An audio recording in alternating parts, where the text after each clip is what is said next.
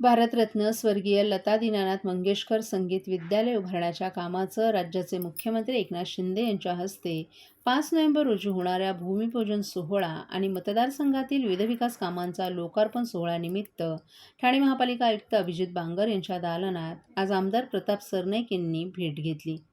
गानसम्राज्ञी भारतरत्न लता मंगेशकर यांचे 6 फेब्रुवारी 2022 रोजी निधन झालं. त्यांच्या निधनानंतर सरकारच्या माध्यमातून लतादीदींना श्रद्धांजली अर्पण करावी, जेणेकरून लतादीदींचं स्मरण कायम होत राहील. यासाठी राज्य शासनानं लता मंगेशकर विद्यापीठाची स्थापना केली. त्याचप्रमाणे ठाणे शहरामध्ये भारतरत्न स्वर्गीय लता दीनानाथ मंगेशकर संगीत विद्यालय यांच्या नावानं संगीत विद्यालय सुरू करण्यासाठी अनेक कलावंत आमदार प्रताप सरनाईक यांच्याकडे मागणी करत होते. पोखरण रोड नंबर 1 येथील शास्त्रीनगर जवळील रेप्टाक्रोज ब्रेड कंपनीच्या सुविधा भूखंडावर संगीत विद्यालय उभारण्याकरिता राज्य सरकारनं ठाणे महापालिकेला निधी द्यावा अशी आमदार प्रताप सरनाईक यांची मागणी होती. त्यासाठी पाठपुरावा सुरू होता. अखेर मुख्यमंत्र्यांनी मागणी मान्य केल्यामुळे संगीत विद्यालयाच्या कामास राज्य सरकारच्या नगरविकास विभागाची मंजुरी मिळाली असून हे काम महापालिकेच्या माध्यमातून होणार आहे. आता या कामाला प्रशासकीय आणि तांत्रिक मान्यता मिळाली असून निविदा प्रक्रिया देखील पूर्ण झाली आहे, असं आमदार प्रताप सरनाईक यांनी सांगितलं. पोखरण रोड नंबर 1 येथील शास्त्रीनगर जवळील रेप्टाकोज ब्रेड कंपनीच्या सुविधा भूखंड हा UDCPRच्या नियमावलीनुसार 20,000 चौरस मीटर आणि अधिक क्षेत्राचा भूखंड विकसित होत असताना 5% क्षेत्र सुविधा भूखंड म्हणून आरक्षित करण्याची तरतूद आहे. त्यानुसार हा सुविधा भूखंडावर नगरविकास विभागातर्फे भारतरत्न स्वर्गीय लता दीनानाथ मंगेशकर संगीत विद्यालय उभारण्यात येणार असून त्यासाठी अंदाजे 25 कोटींचा निधी खर्च करण्यात येणार आहे. या संगीत विद्यालयाच्या भूमिपूजन सोहळा 5 नोव्हेंबर रोजी सकाळी 10:30 वाजता मुख्यमंत्री एकनाथ शिंदे यांच्या हस्ते पार पडणार असून यावेळी मंगेशकर कुटुंबीय देखील उपस्थित राहणार आहेत. यावेळी डॉक्टर काशीनाथ घाणेकर नाट्यगृह येथे भारतरत्न लता मंगेशकर यांच्या मराठी-हिंदी गाण्याचा कार्यक्रम देखील होणार आहे.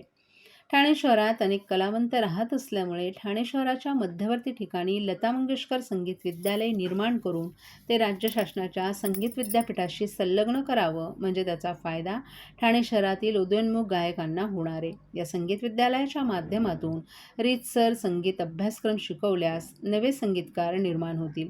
या संगीत विद्यालयातून संगीत विद्येचा अभ्यासक्रम सुरू करून ते मुंबईत प्रस्तावित असलेल्या संगीत विद्यापीठाशी संलग्न करून ठाणे शहराच्या संगीत विद्यालयात शिकणाऱ्या विद्यार्थ्यांना मान्यवर संगीत तज्ज्ञांकडून संगीताचे धडे दिले जाणार असून अधिकृत संगीत विषयाची पदवी प्राप्त होणार आहे.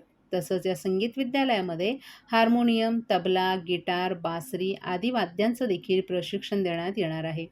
त्यामुळे यातून नवे गायक, गायिका, कलाकार घडतील. ठाणे शहरात संगीत विद्यालय निर्माण होणार असल्यामुळे ठाणे शहरातील गायक, कलावंत आणि संगीत प्रेमींमध्ये आनंदाचं वातावरण झालं आहे. तसंच यावेळी मतदारसंघात विविध लोकोपयोगी विकास कामं सुरू आहेत. त्या विकास कामांचं देखील भूमिपूजन आणि लोकार्पण करण्यात येणार असल्याचं आमदार प्रताप सरनाईक यांनी सांगितले. मुख्यमंत्री आदरणीय एकनाथ शिंदे साहेब यांच्या हस्ते 5 नोव्हेंबरला सकाळी 11 वाजता काशीनाथ घाणेकर येथे आणि वर्तकनगरच्या रेप्टाकोज कंपनीच्या सुविधा भूखंडावर राज्य शासनाच्या नगरविकास विभागाच्या माध्यमातून 25 कोटी रुपयाचं अनुदान देण्यात आलेलं आहे आणि ते लता मंगेशकर गुरुकुल याचं भूमिपूजन हे मुख्यमंत्री आणि लता मंगेशकर परिवारातील सगळ्या सदस्यांच्या उपस्थितीमध्ये करण्याचा निर्णय झालेला आहे. संबंधित ठेकेदाराला कार्यादेश देण्यात आलेला आहे, कारण मुख्यमंत्र्यांनीच 25 कोटी रुपये ह्यासाठी दिले होते. त्यामुळे 25 कोटी रुपयाच्या कामाचं भूमिपूजन आणि त्याचबरोबर माझ्या मतदारसंघातील इतर विकास कामाचं भूमिपूजन व लोकार्पणासाठी 5 तारखेची वेळ माननीय मुख्यमंत्र्यांनी दिलेली आहे. त्या संदर्भात चर्चा करण्यासाठी मी महापालिका आयुक्त अभिजित बांगर यांच्याकडे आलो होतो. बहुतेक विकास कामं जी मतदारसंघातील आहेत त्याचं कार्यादेश ठेकेदाराला देण्यात आलेलं आहे. कामंही अतिशय चांगल्या प्रकारची असल्याकारणानं मुख्यमंत्र्यांनी हा वेळ दिलेला आहे. प्रामुख्यानं लता मंगेशकर गुरुकुलासाठी उषा मंगेशकरांपासून आदिनाथ मंगेशकर आणि इतर त्यांच्या कुटुंबातील सगळे सदस्य उपस्थित राहणार आहेत. ह्या गुरुकुलाच्या माध्यमातून ठाणे महानगरपालिका क्षेत्रातील संगीत विषयात पारंगत करण्याचा एक वेगळा वेगळी पर्वणी महापालिकेच्या माध्यमातून सगळ्या संगीत क्षेत्रामध्ये नाव कमावणाऱ्या विद्यार्थ्यांना मिळणार आहे. ह्यामध्ये वाद्यवृंद असू द्या किंवा म्हणजे गिटार असू द्या, तबला असू द्या, हार्मोनियम असू द्या किंवा इतर वाद्य असू द्या, ते शिकवण्यात येणार आहे. गाण्यामध्ये शास्त्रीय गायन किंवा इतर गाण्यांमध्ये ज्यांना आपलं करिअर करायचं आहे त्यांनाही त्या ठिकाणी शिकण्याची संधी उपलब्ध होणार आहे आणि नामवंत संगीतकार त्या ठिकाणी विद्यार्थ्यांना मार्गदर्शन करणार आहे.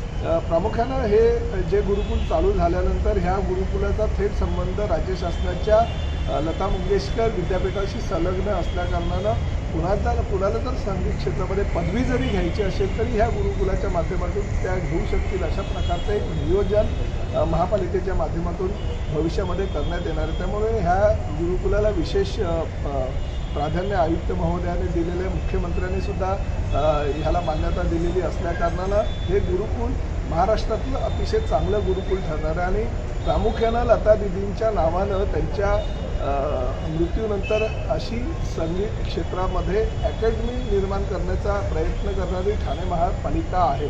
त्यामुळे इतर कुठेही म्हणजे मीराबाईंना तरी माझ्या मतदारसंघामध्ये एक केलेलं आहे आणि एक ठाण्याला दुसरं. त्यामुळे संगीत क्षेत्रामध्ये नाव कमावणाऱ्या आणि संगीत क्षेत्रामध्ये करिअर करणाऱ्यांना एक चांगली पर्वणी उपलब्ध होणार.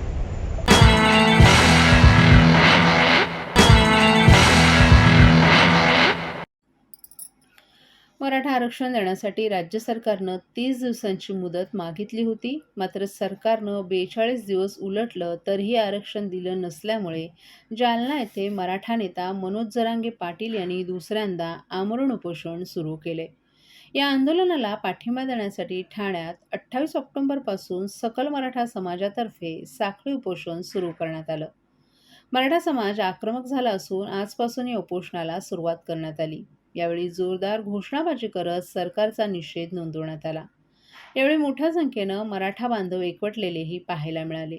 यावेळी जोपर्यंत मराठ्यांना आरक्षण मिळत नाही तोपर्यंत हे उपोषण सुरूच राहणार असल्याचं उपोषणकर्त्यांनी सांगितलं. तसंच मनोज जरांगे पाटील यांच्या पाठीशी आम्ही कायम उभं राहणार असून राज्यातील प्रत्येक मराठा बांधवानं खंबीर राहिलं पाहिजे असं आवाहनही यावेळी करण्यात आले. त्यामुळे येणाऱ्या काळात सरकार काय भूमिका घेणार हे पाहणं महत्त्वाचं ठरणार आहे. यावेळी सकल मराठा समाजाचे ठाणे शहर जिल्हा अध्यक्ष रमेश आंबरे, माजी नगरसेवक कृष्णा पाटील, माजी नगरसेवक सुहास देसाई, दत्ता चव्हाण, मंगेश आवळे, विक्रम खामकर, ॲडव्होकेट संतोष सूर्यराव, सुधाकर पतंगराव, लालचंद जाधव, नंदू शिंदे, तुकाराम आंबरे, दिनेश पवार, चंद्रशेखर पवार, डॉक्टर पांडुरंग भोसले, संजय जाधव, सचिन पाटील, सागर भोसले यांच्यासह अनेक मराठा बांधवही उपस्थित होते. काल आम्ही मुख्यमंत्र्यांच्या घरासमोर मागणी केलेली, पण आम्हाला तिथे त्यांनी आम्हाला मागणी मान्य नाही केली पोलिसांनी आणि आम्हाला आज कलेक्टरच्या समोर त्यांनी परवानगी दिली नाही. तरी आम्ही आज इथे उपोषणाला सुरुवात केलेली आहे.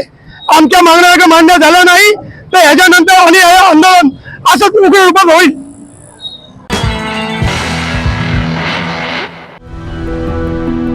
मैं घर घर जाके काम करती हूँ और मेरे हस्बैंड ऐसी बेलदारी मजदूरी करते हैं. पहले मैं टीके लगवाती थी, फिर ऐसा हुआ कि हम लोग काम करते थे, हमारा काम डाउन होने लगा. फिर हम गांव चले गए, फिर गांव से आए तो हम दोनों काम में बिजी हो गए. एनम दीदी हमारे एक दिन घर आई, उन्होंने कहा कि मुझे कार्ड दिखाओ. फिर उन्होंने देखा उसमें कुछ टीके छूटे पड़े. आस पड़ोस में जितने भी बच्चे हैं उनके घर पर गए, उनकी मम्मी पापा से बोले जो जो बच्चे छूट गए हों वो बच्चे अपना टीका लगवा लें. अब हम लोग सारी लेडीज मिलकर बच्चों का टीका लगवा के आए. हम तो भूल गए थे कि हमारे बच्चे का टीका नहीं लगा, लेकिन सरकार ने भूली, हमारे दरवाजे पर आए और टीका लगाया. मिशन इंद्रधनुष.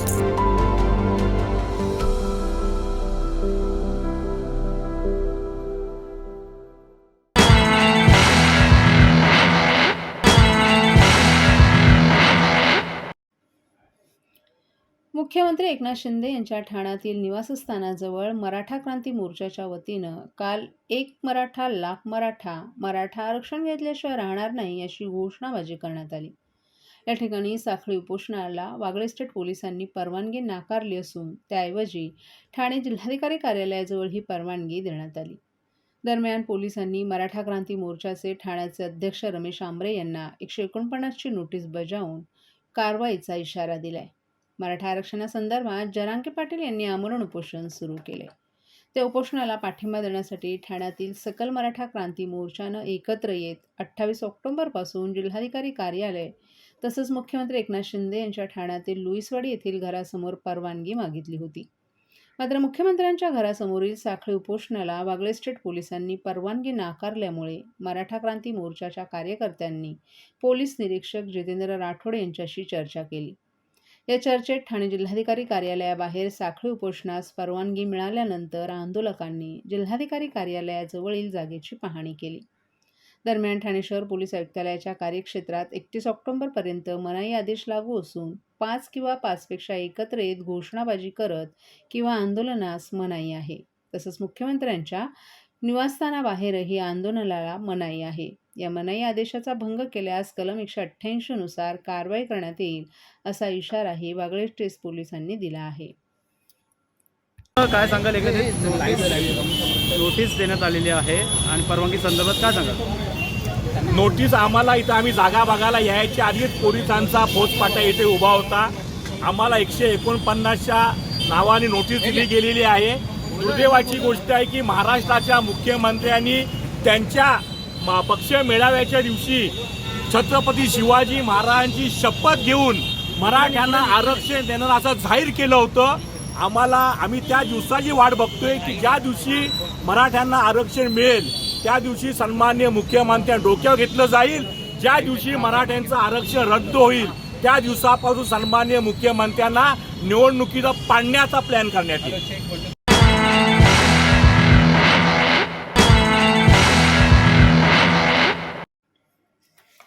राष्ट्रवादी काँग्रेस पार्टीचे महाराष्ट्र प्रदेशाध्यक्ष खासदार सुनील तटकरे यांच्या हस्ते ठाणे महानगरपालिकेचे माजी विरोधी पक्षनेते नजीब मुल्ला यांची राष्ट्रवादी काँग्रेस पार्टीच्या प्रदेश सरचिटणीसपदी आणि महाराष्ट्र प्रदेश अल्पसंख्याक विभागाच्या निरीक्षकपदी नियुक्ती करण्यात आली आहे.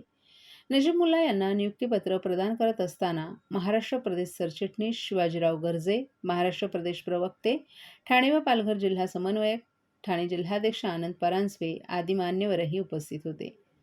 राज्याचे उपमुख्यमंत्री अजित पवार यांच्या आशीर्वादानं राष्ट्रीय कार्याध्यक्ष प्रफुल्लभाई पटेल, महाराष्ट्र प्रदेश अध्यक्ष खासदार सुनील तटकरे यांच्या मार्गदर्शनाखाली सामाजिक आणि राजकीय क्षेत्रातील नजीब मुल्ला यांचा वावर, तळागाळातील माणसांशी जोडलेली नाळ, जनसामान्यांचे प्रश्न सोडवण्याची त्यांची हातोटी यामुळे राष्ट्रवादी काँग्रेस पार्टीच्या प्रदेश सरचिटणीसपदी आणि महाराष्ट्र प्रदेश अल्पसंख्याक विभागाच्या निरीक्षकपदी नजीब मुल्ला यांची नियुक्ती करण्यात आली आहे. आपण राष्ट्रवादी काँग्रेस पक्षाची प्रतिमा उंचावाल या अपेक्षेसह पुढील प्रगतशील वाटचालीस शुभेच्छा देत असल्याचं मत राष्ट्रवादी काँग्रेस पार्टीचे महाराष्ट्र प्रदेशाध्यक्ष खासदार सुनील तटकरे यांनी नियुक्तीपत्र देताना व्यक्त केले.